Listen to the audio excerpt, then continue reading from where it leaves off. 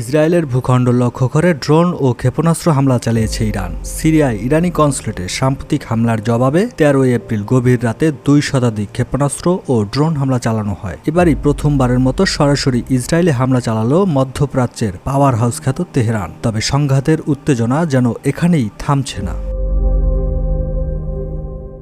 এবার জর্ডানকে হামলার হুমকি দিয়েছে ইরান। মূলত ইসরায়েলকে সহযোগিতা করার অপরাধে জর্ডান পরবর্তী লক্ষ্যবস্তু হতে পারে বলে সতর্ক করে দিয়েছে দেশটি। 14 এপ্রিল এক প্রতিবেদনে এ তথ্য জানিয়েছে সংবাদ মাধ্যম তেহরান টাইমস।